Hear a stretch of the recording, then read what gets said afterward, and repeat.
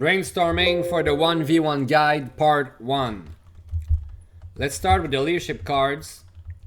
Sometimes you'll be first player or second player, which will change some strategies, but let's start with that. So, let's go with Mengsk. I believe the three options are viable in 1v1, but let's take a look.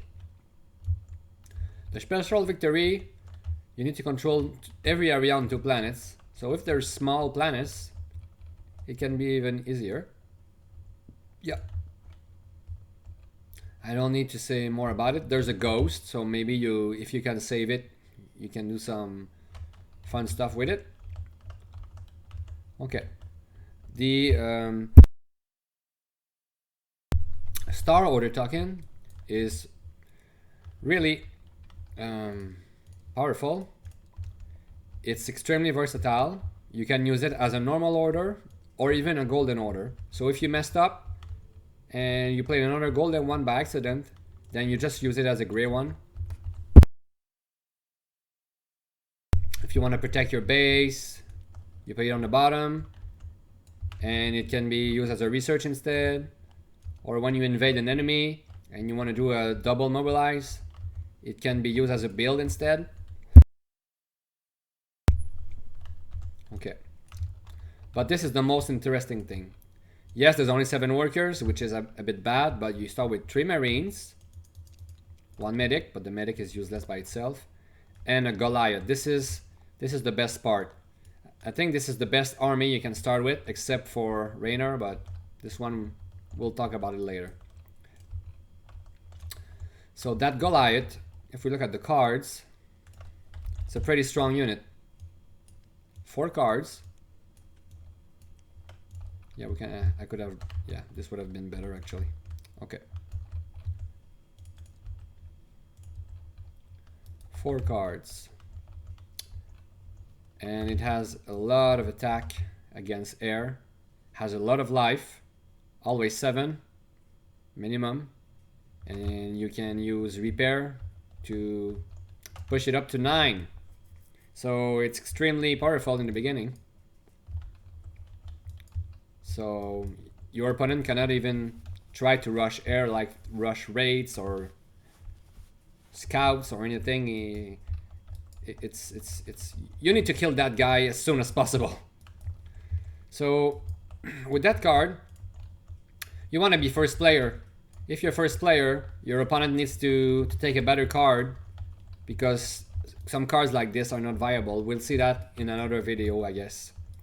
So with that in mind, you want to start next to your enemy. So if you're first player, you should always take a big planet that has a lot of connections. I would say 3 minimum, but 4 is better. And you start there. And unless your opponent has 2 planets like this, even so, you'll be connected to him no matter what. So putting your base on the first planet is the thing to do as first player. This is very, very scary. There's no way he can escape you.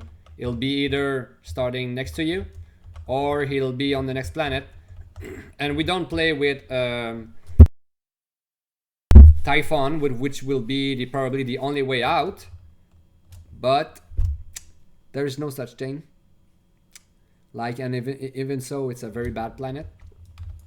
Maybe Kerrigan can do something against that if she decides where the Z-axis go. So let's pretend somebody did this and this. Now he can block himself there. But no, it's not true, because you'll be able to place another planet over there. But still, yeah. You could connect. Yeah. So, well, it can be safe. So maybe not recommended against Kerrigan. It can still be doable. But the setup is still good. But it will not be as effective against Kerrigan. Same thing for the other card. I'll talk about it later. So basically, what will happen is, yeah, you're going to place your last planet. You're going to be first player, because the other guy will have to let's say it's the Overmind. the base will have to go on this planet or this one. So already next to you, or still next to you because of that. So yeah, 4 area plan will be the best thing to do. But if it's a 4 area planet, can it be done? Let's see. Let's say the other player will do something like this. Let's say your base is on this. Then yeah, just put your planet there and your second planet there and connect. Well, if the other guy does that, he's gonna be next to you no matter what. So he needs to put them together like this. So there's no way out. So this card is really not viable. If your second player, never take this card against Mengsk, just to be safe. Just to be safe. Because it's unbelievable. Like, you start with only 1 Zergling and 2 Hydralisks. No way. Okay. So for the other one, it's very fun.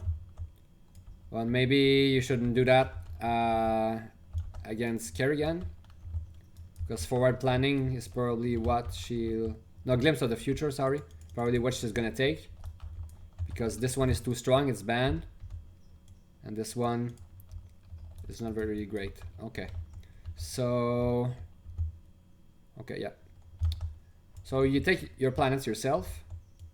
And we always play with the optional rule that we draw 3 planets, but you place 2. So take 2 planets that you want. Probably this one is easier to protect than this one. So probably this one and this one.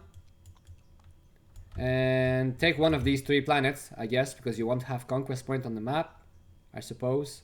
Or maybe you don't, because this will be enough for you. So maybe take a planet with a lot of conquest points that you don't want to have on the map. So either one of these 3, if you want to have more conquest point on the map, or remove this one, or this one. This one has the same number of resources, but more area. This one is a bit hard sometimes to invade or to protect. So maybe you don't want your enemy to have a 2 conquest point on this one or this one. This one has more resources, so probably remove this one. And this one, there's 2 points to protect, it's harder. But at the same time, well, you decide. So I'll probably remove this one. And then your opponent can get whatever. So you never know what they will get, but let's see, for example.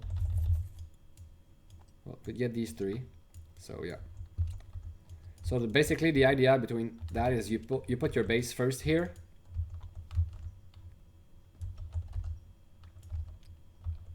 And then your opponent will have to place both of his planets. Let's say... Well, there's no way out anyways, so... Let's say like this. And it puts his base over there. Then he'll be safe against you now. But it's even worse for him, I guess. So you place it like this, and there'll be a connection like this next to your base though, but still. And you start with a mobilize here, or yeah, there's no sort of duck in. And basically you just do a build there, another build there, and a mobilize. You can go straight here and come back to protect what you want. And leave some units over there. So if you cannot save like Monaria, you think it's, I don't know, maybe he did something very powerful. It can be another faction. Well, at least you can move your base with the mobilize, so... Unless he attacks you multiple times, but I don't think so. And you'll have a lot of stuff here, from here. 2 golden builds, right from the start. And you start with 9 workers with this card, so... Pretty powerful. So they're all viable. Yeah, Mengsk has very good choices. The big army one is very scary. This one you start with... that's still solid. 3 marines and 1 fire bat. It's still okay. So I will scatter around probably like this.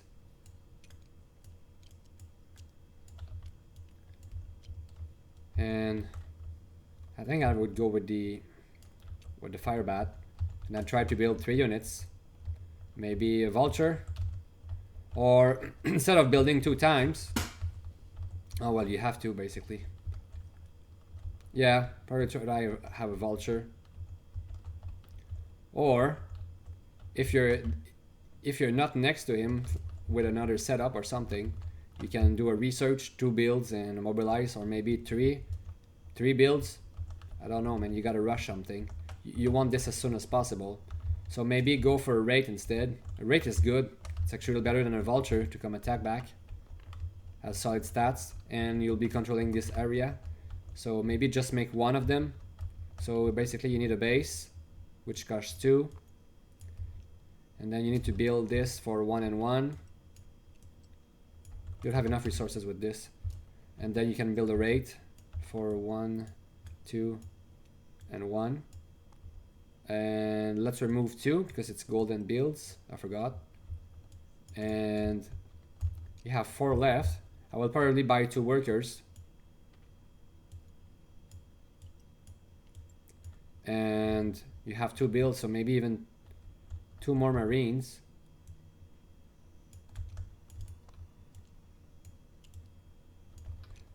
And he might attack more than once. Maybe that's what you should go for. But still, you'll lose 2 areas. Well, you'll lose basically 1 area, because if you attack twice, then you're gonna take 1 of them back. If he goes for the base, you just laugh. And might kill 2 marines. You'd prefer to lose your mineral for sure. But if he goes for the base and a marine there, then you can just move your base and save it. You don't have to worry about the base at all. And even if you would try to rush something like Infest Command Center, if the base is empty, there's no such thing that can happen. Okay, I'll stop there for Mengsk.